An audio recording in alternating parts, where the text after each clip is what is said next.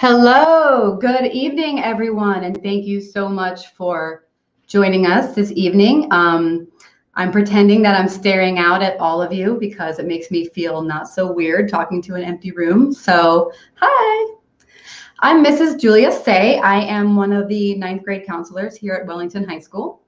And tonight, our main goal is to help you understand the process of course selection and how your child's academic goals and the goals that you know that you guys have in mind for your children, how those can be met by mapping out your 4 years at Wellington. Having an idea of what you want to end with helps you to work kind of backwards so that you can see where you want to start. So that is why we go over all the requirements, and we're talking about graduation from high school even before your child begins. So I know that's a little bit crazy because just in case you haven't thought about it, your child is now in the class of 2025. So, and we're going to be welcoming them next year. So with no further ado, I'm going to go ahead and begin our presentation. Okay, so again, there it is in writing, the class of 2025. So I know that I have families from Landings Middle School as well as Polo Park.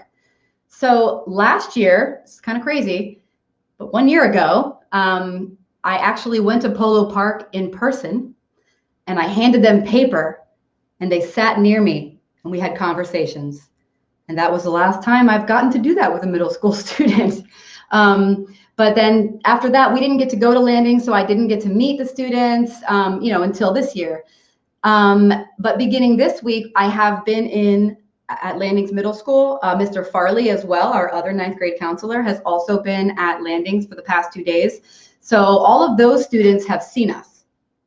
At the same time, we will now be doing Polo Park a little bit later because we're working around testing schedules. So we will be at Polo Park Middle also to present individually to your students there as well. That will happen in a few weeks. Okay, and let's get started. Okay, so what I'll be going over this evening is the basic graduation requirements. Also a little bit about, there's the basic graduation requirements, but a lot of parents ask me, well, what do colleges want to see? So I did include that slide as well, so you can see the difference. They want a little bit higher on everything, of course, but there are a few requirements, like course-wise, that colleges want to see as well. So we'll go over that. I'm also going to go over the GPA and the HPA. This causes a lot of confusion in high school students as well as many other adults. So I really try to go over this as often as possible. And I've come up with a few analogies for it. So I'm going to try them out on you guys tonight. I've been trying them out on middle school students for the last 2 days, and I think I've got it down. So we'll see.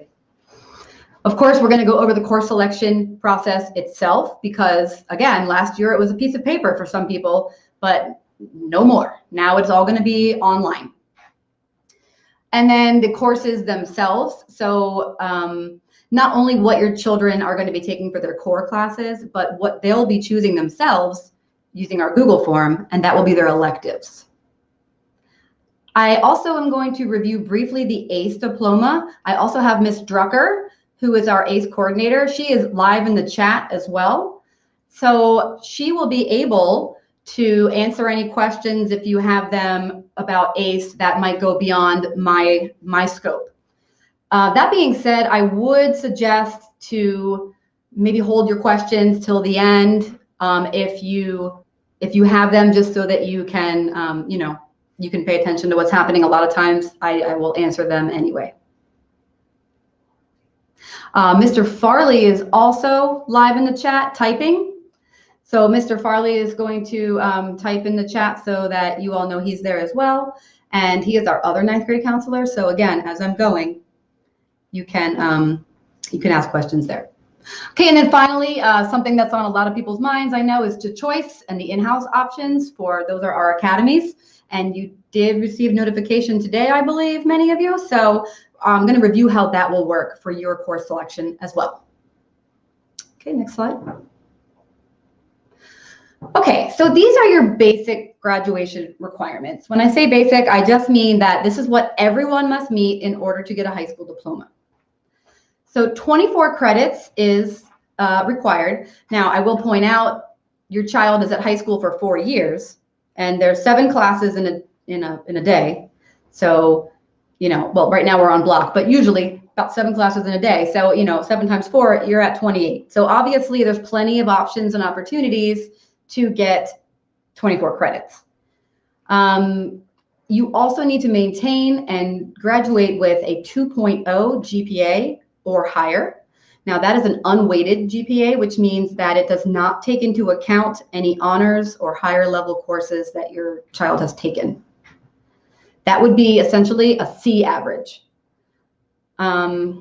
You also need 20 community service hours. Now, I've been telling the students 20 is okay, maybe, but if you think about it, when you go to apply for a job and let's say they ask you, well, what have you been doing throughout high school? You say, oh, well, I did a lot of community service. Oh, how much did you do? 20 hours. So 5 hours a year. Think about it. So colleges want to know that if community service is important to you, that you're showing that by giving back to a nonprofit in your community. I'm going to go ahead and say 100 would be my minimum because that will enable your child to receive the highest levels of Bright Future Scholarship, which I'll review later on. And also scholarships based on community service, they're going to want to see 100 or more, often 200 or more. Another requirement for graduation is the online requirement. So your child must take a full course online using one of the options we have.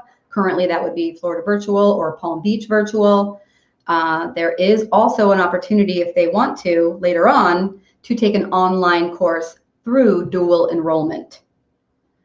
But not till, let's try to wait till the end of freshman year for that if we can. And of course, we have our famous standardized test scores, and we still need to make sure those are passed. So the Algebra 1 has its own EOC and of course exam, and students must achieve a level 3 or higher on that. Now, a lot of students, I've been hearing that there are quite a few students who took algebra already in middle school, either in 7th or 8th grade. If your child is in algebra right now, they will take the EOC at the end of this year, and I'm sure they will pass it. And then they will be done with that. They will have already met their high school requirement for Algebra 1. And that will go with them, of course, to high school. So they'll have a high school credit to start off their high school career before they even go to high school. On the reading FSA, that would be 10th grade. That's going to be your ELA, your English Language Arts, FSA standardized test that is required to graduate. And that, again, is a 3 or higher. So, as I was saying, though, remember, those are the minimum requirements.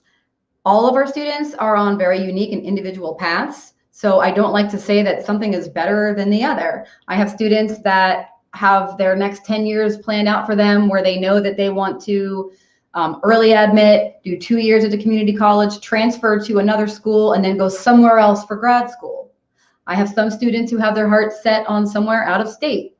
They often change their mind when they see what Bright Futures is. But either way, I don't discourage that.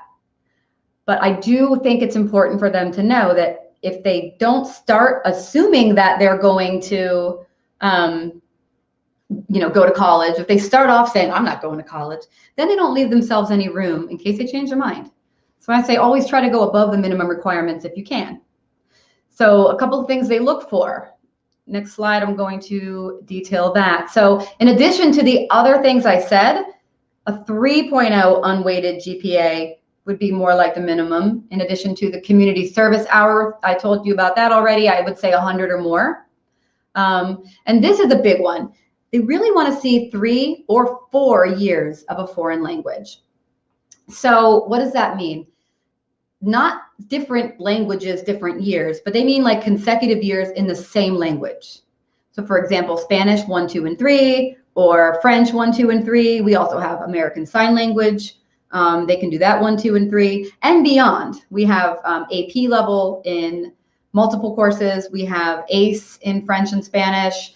So there's, they can definitely continue on. And the higher they go with that, the more competitive they are in that respect. Something I did want to point out because it came up today if you are a native speaker in Spanish, like you can fully read, write, and speak Spanish, then you can skip right into Spanish 2 for native speakers as a freshman.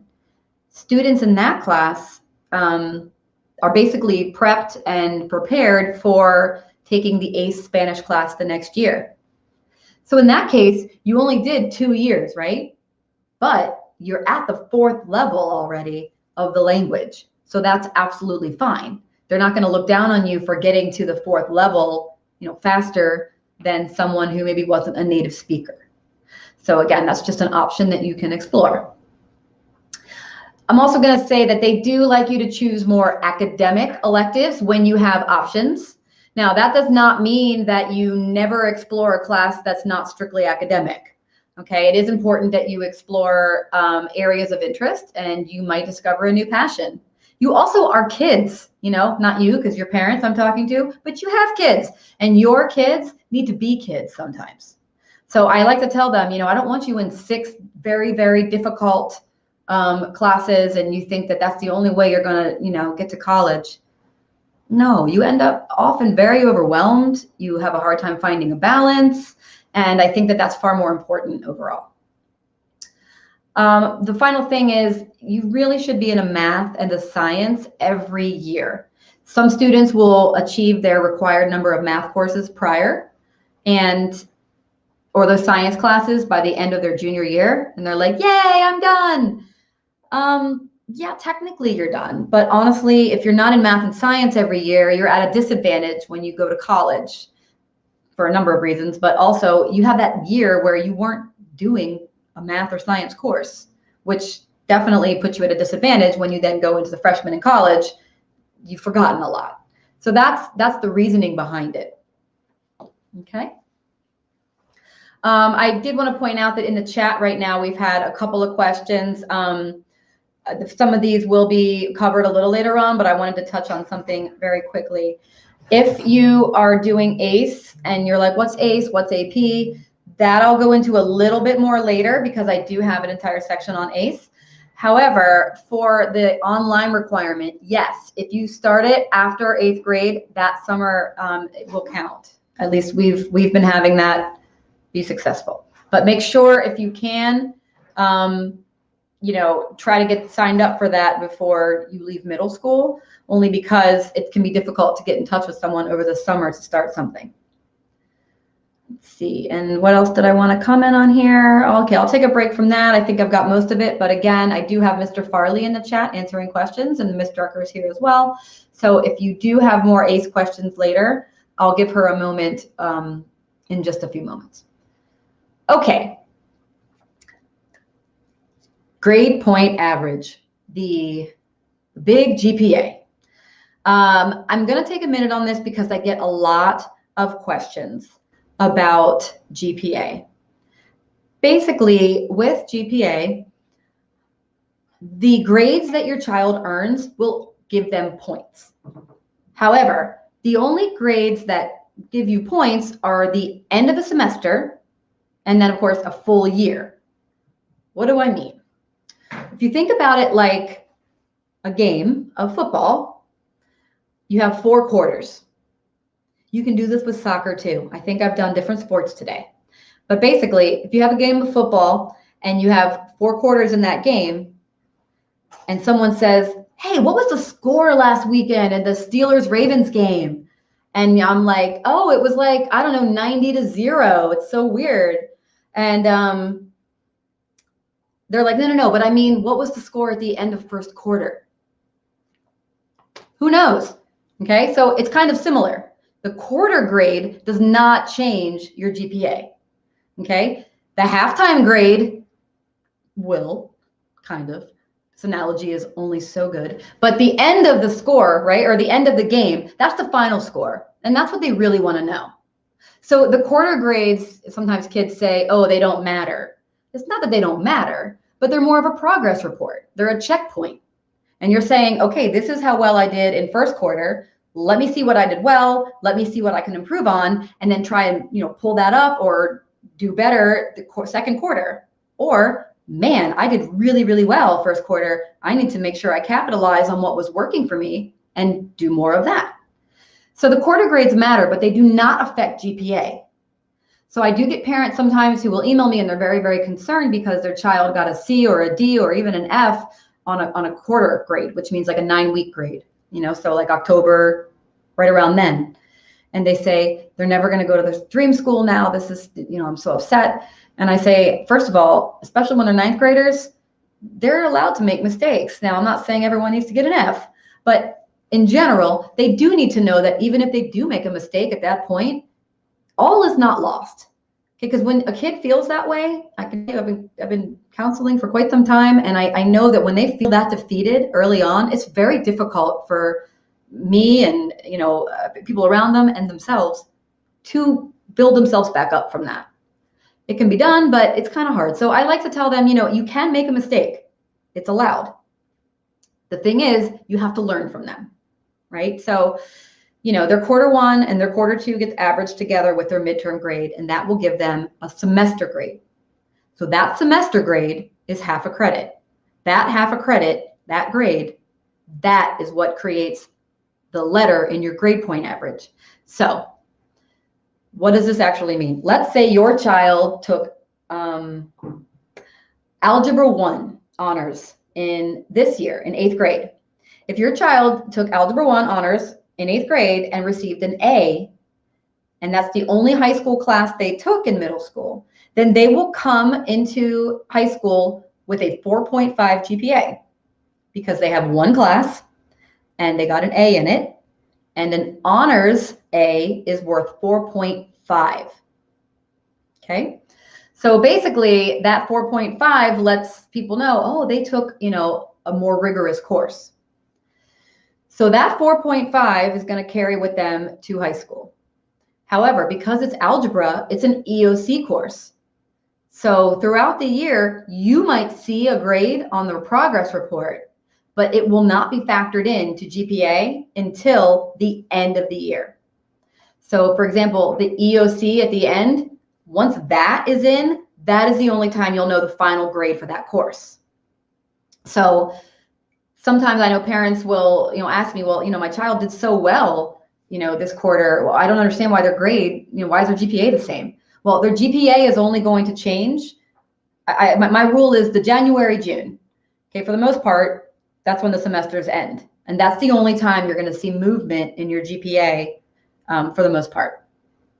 Now, the HPA is simply the weighted version. So the honors GPA or the weighted cumulative GPA. Cumulative does include everything, including any middle school classes that you took for high school credit. So whatever grades you earned in middle school will come with you to high school if it was a high school course. Okay. Now, I will point out that this year there was a little confusion about this only because we did not have a semester exam in the middle of the year. But I can assure you that that is not the norm, and we are prepared to continue to typically do our grading this way. So it will be quarter 1, quarter 2, plus the exam average together to give you a semester grade.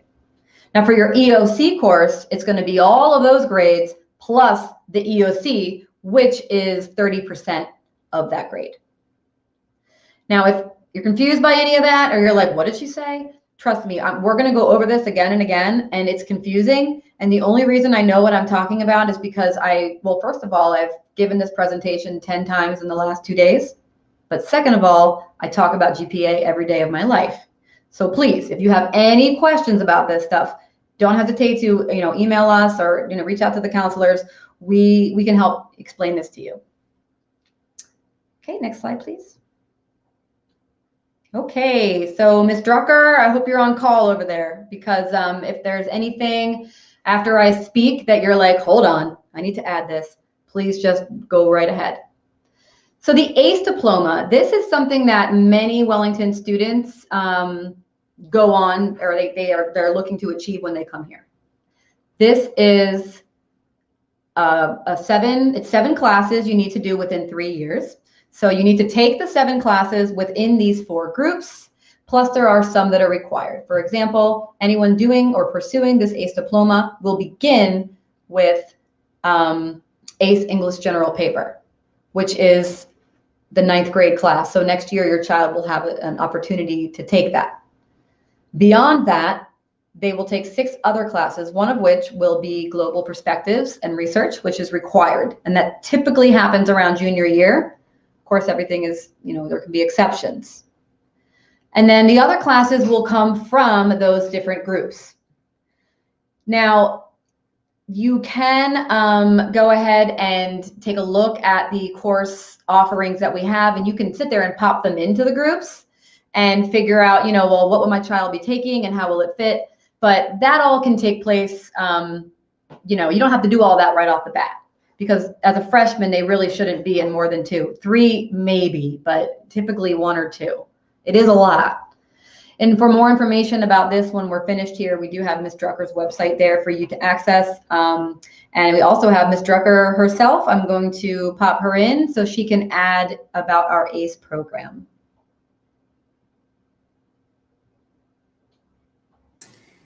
Hi guys, my name is Mirka Drucker. I am the ACE coordinator for Wellington High School. I just wanted to say hi and say Ms. Say really covered everything that that you needed to know about the ACE program. Again, you are welcome to visit our website, or you can email me directly. My email address is on the slide. But yes, most of our 9th graders, we do encourage them to take no more than 2, maybe 3 ACE courses as 9th graders. And your English teacher is going to be the one who signs, or your student's English teacher is going to be the one who signs them into English general paper. And then their history teacher will be the person who signs them into either of the history courses that are available for 9th graders. One of the things I would like to point out is that AS International History is what counts as a high school world history course.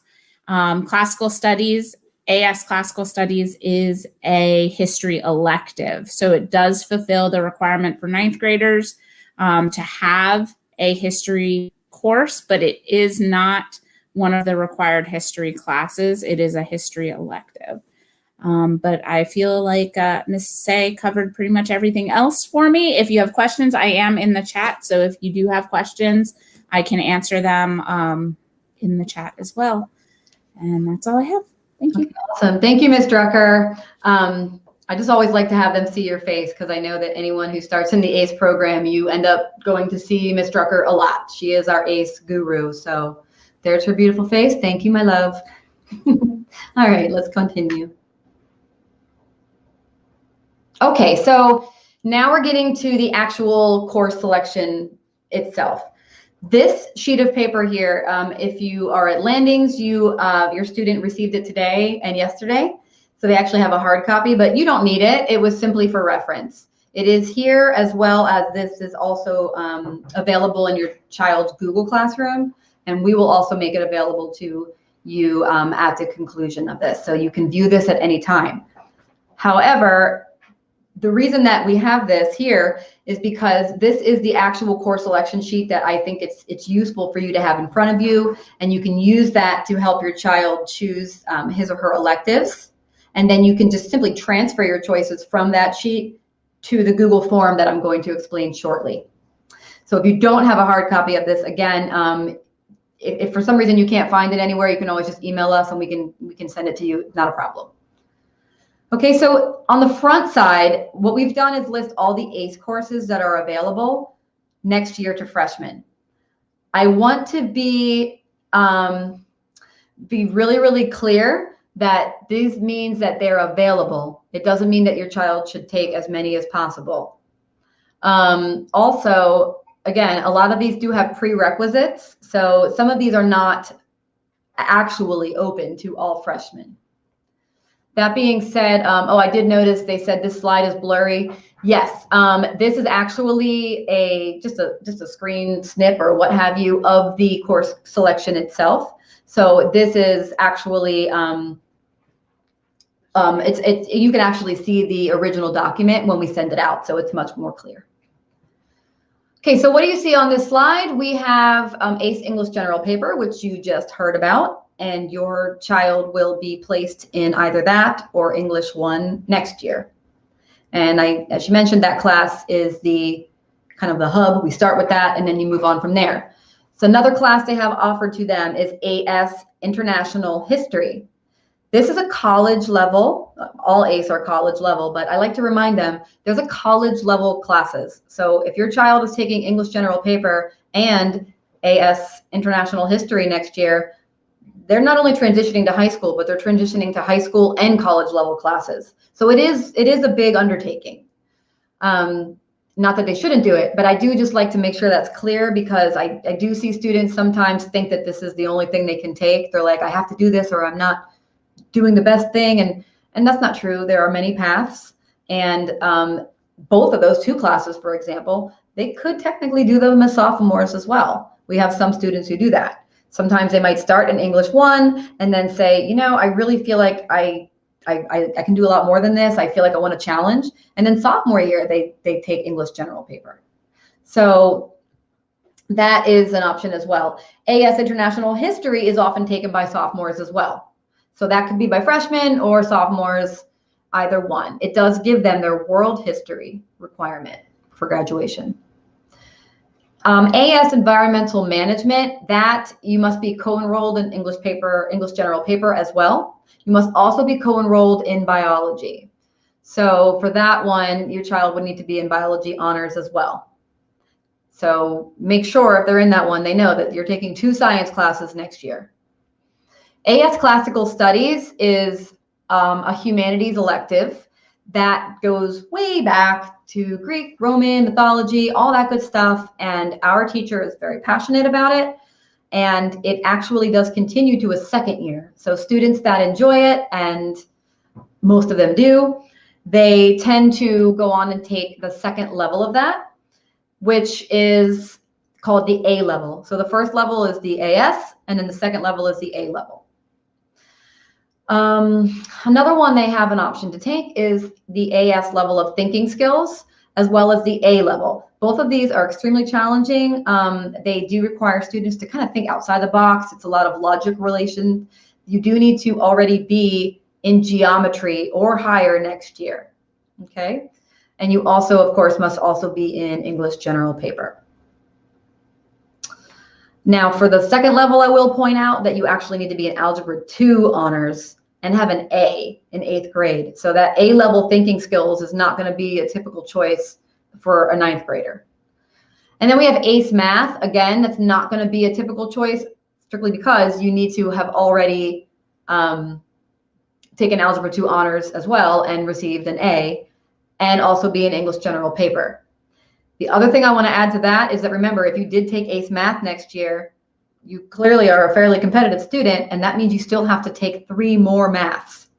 So you've now basically said, I'm going to go ahead and do Calculus AB, Calculus BC, and Statistics.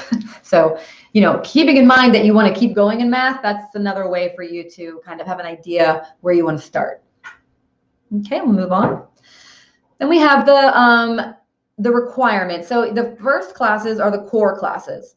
So just to be clear, the social studies class is going to be recommended by the social studies teacher that your child has currently. Some of them have already planned to do discussions with their students next week. Some have already started. So they may have chosen it already. They may have not. Either way, your child should certainly be involved in that decision. And, you know, of course, you should be too. So your child's teacher will actually go on to SIS and select the course. But again, this should be a group decision. And these are the choices. So you have World Cultural Geography, which is a full year course, 2 semesters. We have Holocaust Studies and Law Studies. So that one's split in half. One semester is studying the Holocaust, and the other is studying Law Studies. We have another split course, African American History Honors, and then the other half of the year is Hip Hop as Literature. I want to point out the Holocaust and Law Studies are also honors courses. Okay, and then we have our 2 ACE options. You have AS Classical Studies, which I just discussed, and AS International History. Now, I do want to point out AS Classical Studies That's okay for you to take as your 9th grade social studies requirement, but that is not actually a core social studies class. I just wanted to make that clear. Whereas AS, International History, will give them that world history graduation requirement. Okay, the next would be math and ELA, or English and Language Arts.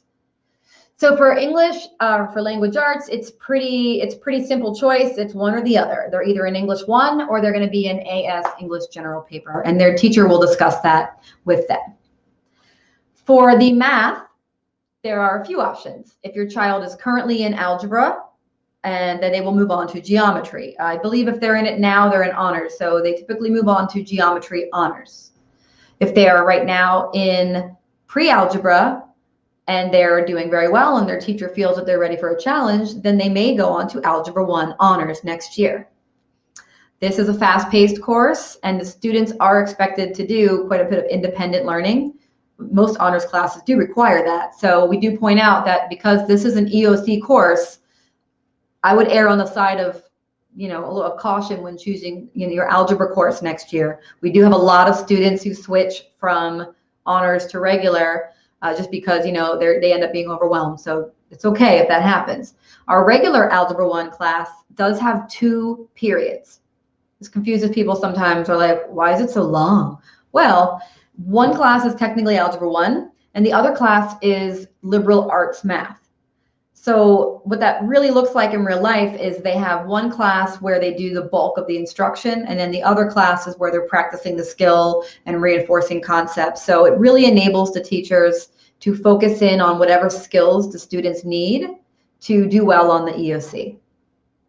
Now, there are higher levels, and for those, I would just say, make sure you speak to your math teacher. Your child speaks to the math teacher, because those are going to be more individual decisions. If your child wants to jump, directly into Algebra 2 honors or into pre-ACE Algebra 2 honors, which, by the way, pre-ACE, it's just a name. Honestly, it's the same in general as an honors course. So pre-ACE is not actually part of your ACE courses. It just means that it's preparing you to take the next level of math, which is ACE math. So if you take that one, it's generally understood that you plan to move into the ACE math class next.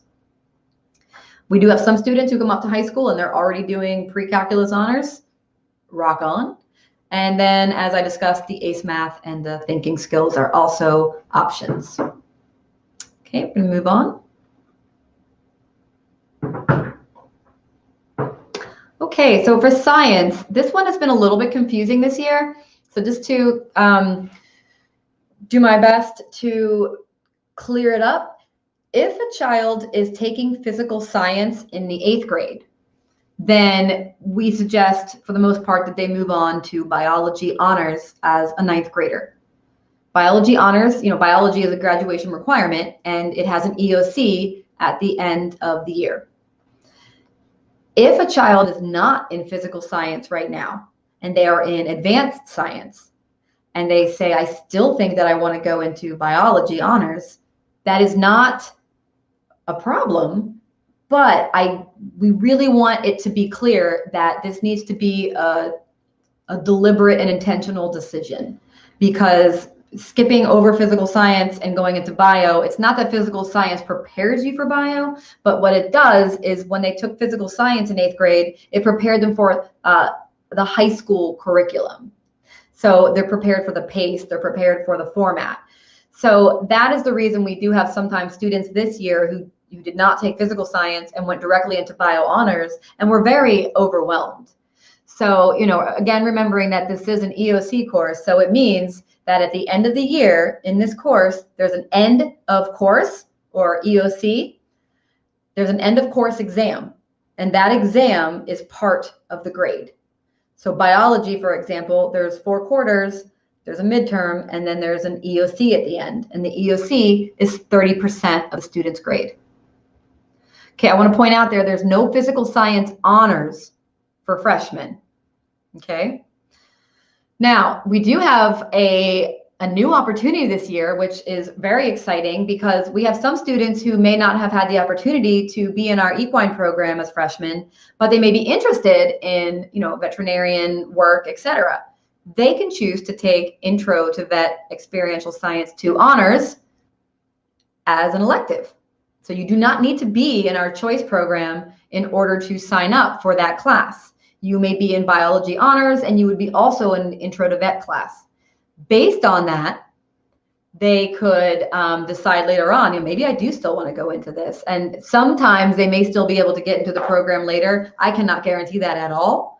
But, if you take the class and you're really into it, at least then you know that, that's a field that you're interested in. Two other options are the AP Environmental or the AS Environmental. I discussed those briefly. Again, they're college level courses and you must be co-enrolled in biology honors to take them. Okay, moving on.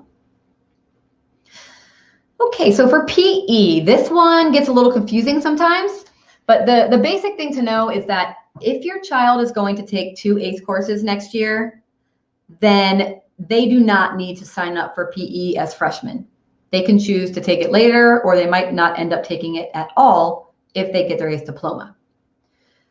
If your child is not taking 2 ACE courses next year, then they need to sign up for personal fitness or team sports. So you can see that red arrow. That red arrow is saying me. That is the class that will meet their graduation requirement.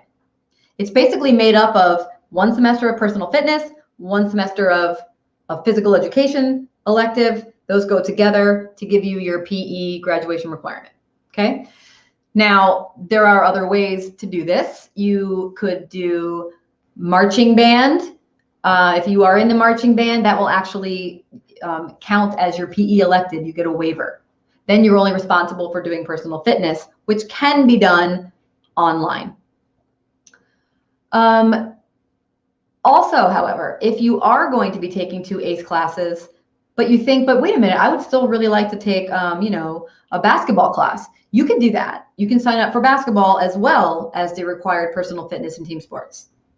Basketball is an option for the full year. So is weight training. And we also have a recreation and comprehensive fitness course.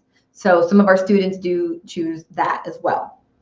Again, I will reiterate, if your child is going for the ACE diploma, then they are not required to complete this. Or the online class, by the way. Okay, and I do see a question here. If a student is currently taking physical science honors in the 8th grade, that does fulfill a science credit for high school. It fulfills their physical science requirement. That is a great question, because sometimes students say, well, what if I didn't take physical science and I go right from advanced science as an 8th grader to biology as a freshman? Uh-oh, now what do I do to get my physical science requirement? Well, the thing is, physical science is a group of classes. So there is the physical science class that many 8th graders take and many 9th graders, but that is just one of a group of classes that fall into the physical sciences category. Other classes, chemistry and physics. So we do have plenty of students who do biology honors as freshmen, and then they take chemistry or physics later on, and that fulfills their physical education. Oh, looking at the wrong slide, sorry. That fulfills their science as well. Okay, or physical science. Okay, moving on to world languages. So I get asked a lot, well, I already did Spanish 1 and 2. Can I be done now? Well, if you did Spanish 1 and 2 in middle school, that is awesome, but you should really continue.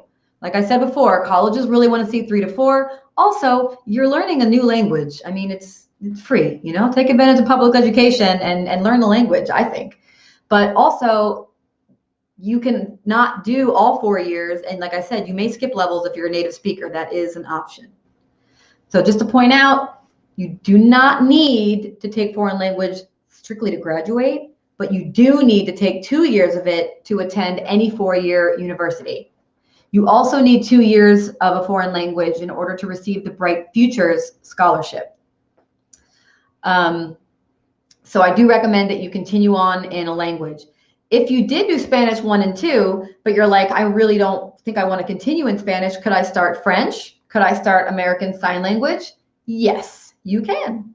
You could start as a freshman and try a new language, and you could still go all 4 levels. Okay? So let's move on. Okay, so now it comes to your electives. So foreign language is an elective. Here are some other electives, and these are going to be what your child is choosing soon. I do want to point out there's a red line through AVID because it is on the sheet. However, next year we're not offering that course.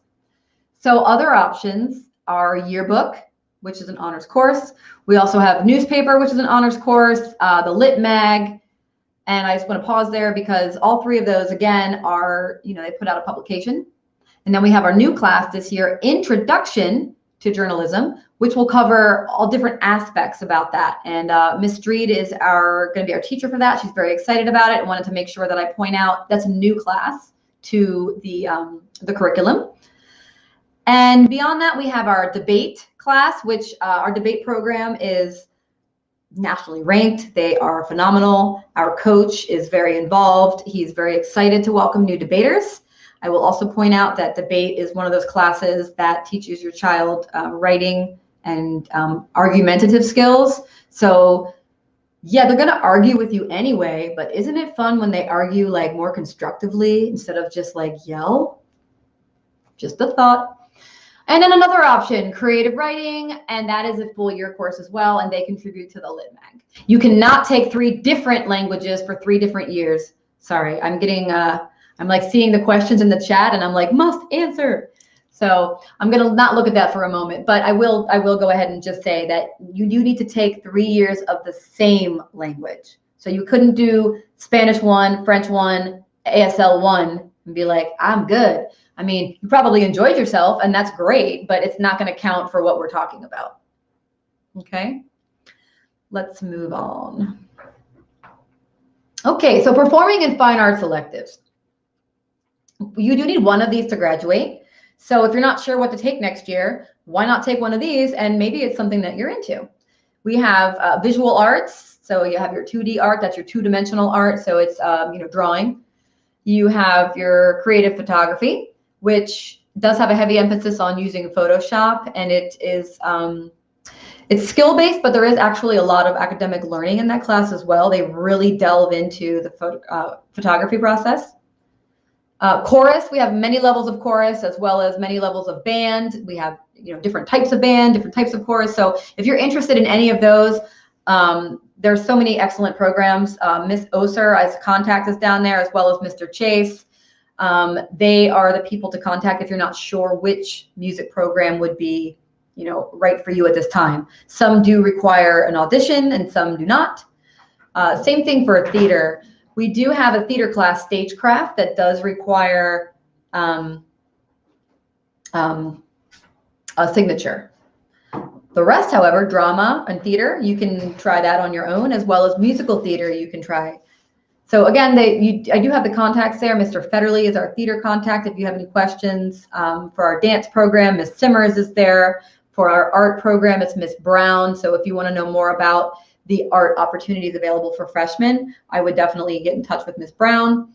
And then for photography, we have Ms. Thompson Bonnet.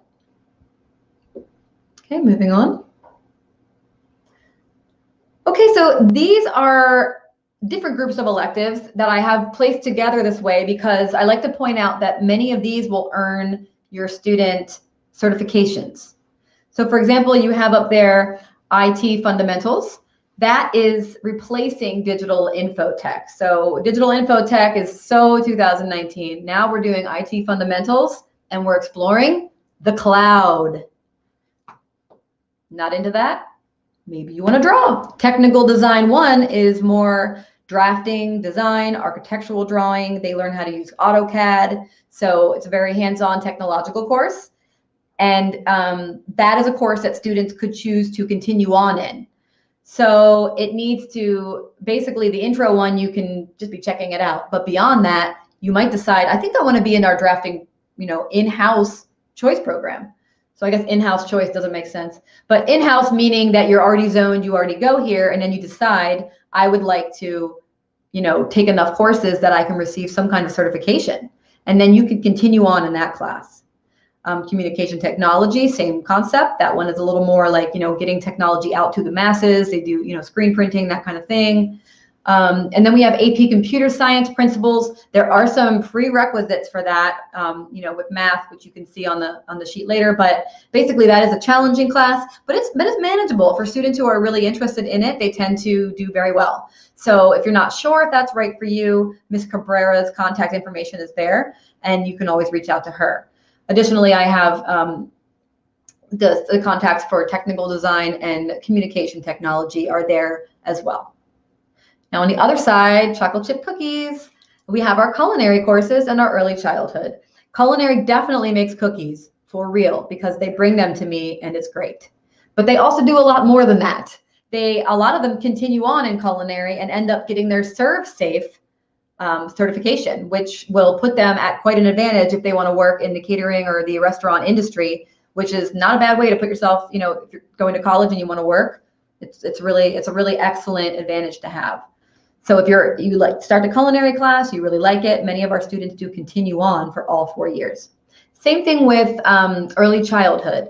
So early childhood is for students who think they may want to work with children someday, most likely in like a daycare setting or childcare setting, even in like a VPK. So it will prepare them for not only the skills to do that, but also I've learned that they also go over the legal aspects of that. A lot of the difficult parts about working in childcare, caring for children and, how the law protects them. So students tend to really enjoy that course. And when they get put in it, they tend to stay there as well. But again, these are elective choices, which means you're trying it out. You can try any of these and say, I'm good, and not do it again, but it is a chance for you to try something new. Okay, let's move on. Okay, so this is coming to you today if it hasn't already. So this is the course selection Google form. Your child is going to have this emailed to them. Ms. Ingersoll is emailing it directly to them. She will be doing that at some point today. Like I said, if you already have it, then I don't know that, but that's great. When you have it, your child will go onto it and will fill out the Google form. It will ask them to do their name. Please do it in the order I say. I think it says first, last, whatever it says, please do that because when I sort it alphabetically, it's really helpful when it's last name. Also in that form, it will ask them if they are accepted into a choice program.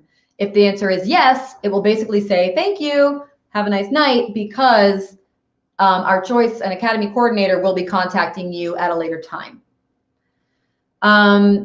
Something to point out on this form, again, physical education is going to be listed as the #1 elective because I'm making sure, we want to make sure that you need to sign up for that one unless you are into ACE courses or you're attempting the ACE diploma. And then you're going to sign up for your other electives there as well. So on this form, your child will choose 3 elective courses. For many of them, this might be their foreign language, their personal fitness, and then something of their choice. Okay. So in addition to those 3, you're also going to choose 3 backups. So a backup means, okay, these are my first 3, but I'm a freshman. I don't always get my first choice, unfortunately, because that's how it works. So if I don't get those, what else could I consider doing and I'd be okay? All right. So anything you choose on there as a backup, you should be prepared, if necessary, to actually take it. Okay. Because again, we always try to place you in your first choice, always. But sometimes, culinary tends to get very full, as do our computer courses. And, so just in general, you never know what the demand will be. So you guys, you can always take a picture of this if you want, but basically, you are going to see this in your email. And then I would say, while you're filling out the Google form, I still think it's better to know on paper what it is you want. So you can even go back and look in the slides, or you might look at the paper your child brought home, or you can go with the electronic version. But either way, I think it's helpful to have something to look at, like a tangible thing, so then you can transfer it to the form. Of course, that is up to you.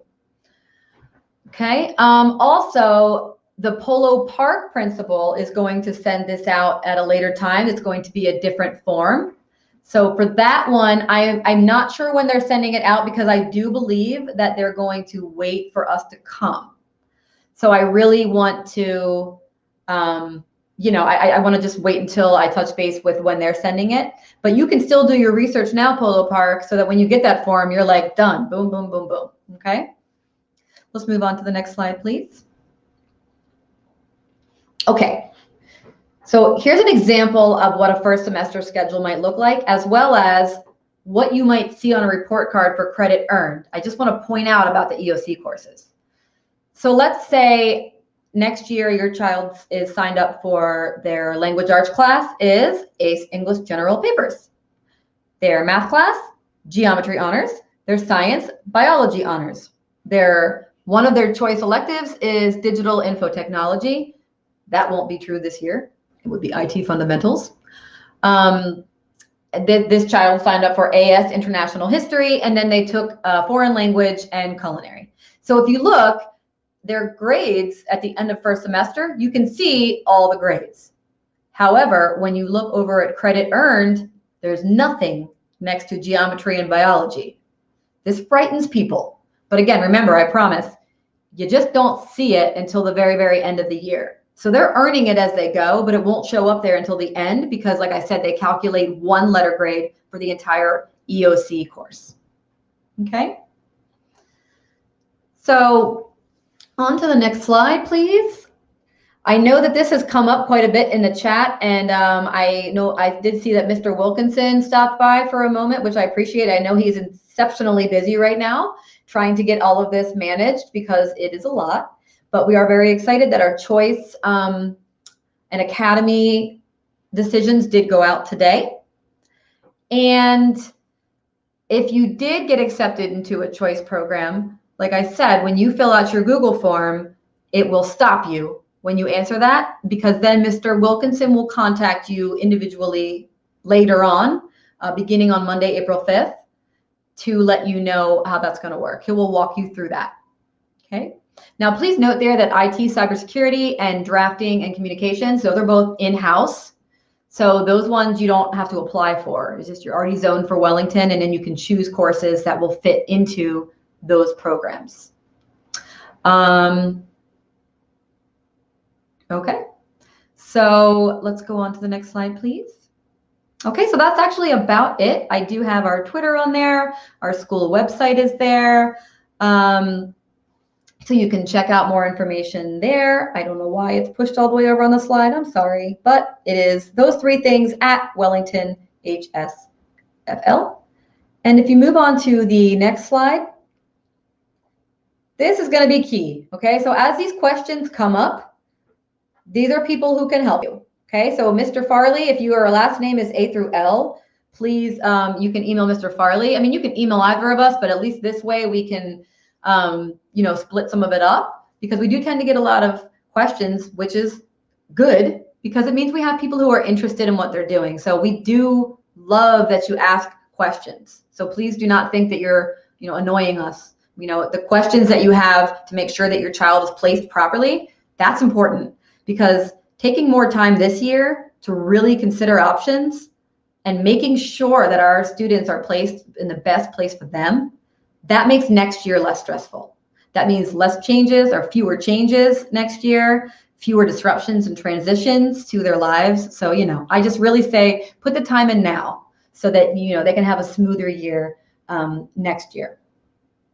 Okay, so that's all I have for you guys. So I'm going to look in the chat now and just see if there's anything that we haven't gone over yet. So I'm seeing, can students entering 9th grade take HOPE this summer? Yes. HOPE is Health Opportunities Through Physical Education. They might choose to take that class over the summer prior to 9th grade. That is 2 semesters, I want to point out. In order to get the PE credit through HOPE, you must take semester 1 and semester 2. So if your child is going into ACE, I would honestly not really push doing that, only because Then they've taken Hope over the summer. They may or may not need it later. And there may have been other ways that they could meet their PE requirement. Like they might do something different. They might play a sport. They might do marching band. So taking it over the summer, I would say, unless you really, really just want to feel like, okay, I've got all my boxes checked, then by all means. But I wouldn't make that like a thing that you push. Okay. So for signing up for Florida Virtual, that would be something you can do this summer. Typically, at this point, you would still reach out to your middle school counselor. You know, we can't sign you up for courses now, but when you are, you know, no longer an 8th grader, then we can. Okay. Fine arts. Yep. Looks like everybody is taking care of my questions really quickly. I'm very grateful for you, Mr. Farley, over there in the chat. And very grateful for you, Ms. Drucker. I see you on there as well. I do want to point out that the Google form that you receive will be a form. It is not a PDF. That is different. You may have received some things from Ms. Ingersoll today if she sent it out. Now, remember, Polo Park did not receive it yet. Okay, so if you're from Polo Park, just be patient. It's going to come to you. You have time to think about it now, but you're not missing out. There's no such thing where if you don't hurry up, you miss out. Okay, so I want to make sure you don't think that. All of these are going into one giant pile, and then we will, you know, determine our needs for next year based on the requests all together. Okay, can my child sign up for the PE class yes. For that one, I'm going to say we could definitely do a case by case on that for sure. I know that there's lots of situations where maybe a child can't do PE, but you know, again, let's talk individually with the counselor about that. We would really like this form back. Mr. Farley, he did say April 9th because he is a very responsible and accountable fellow. I'm going to go ahead and point it out there that I don't think I will really start seeing them until April 15th. So if you're a little bit later than the 9th, we're going to cut you some slack. I would say make sure that this is turned in the same day as your taxes. All right. If your taxes are done, then this should be done too. Just get it all done by the 15th. Oh, good question, Suzanne Nichols. If my daughter took algebra and geometry in middle school, does that count toward the 4 math credits required for graduation? Yes, that counts for, wait for it, 1. It's kind of funny, right? Algebra and geometry, they won't let you have more than 1 math requirement met in middle school. So she took algebra and geometry in middle school. She'll get 1 of her requirements met. However, she does get 2 high school credits, if that makes sense. So she has her algebra met, she has her geometry met, and then she will go on and take 4 more maths. And the deadline I just said about the Google form is absolutely only for landings. You don't even have it yet, Polo Park, so you guys can just take your time. Okay? So I'm going to start wrapping this up. I know you guys are going to have more questions, but I'm going to be fully honest with you. I was at the middle school today and I presented 5 times, and I've been really excited about talking to the parents. I told the kids today that I was excited, and I am. But I am losing steam. So I'm going to cut this short.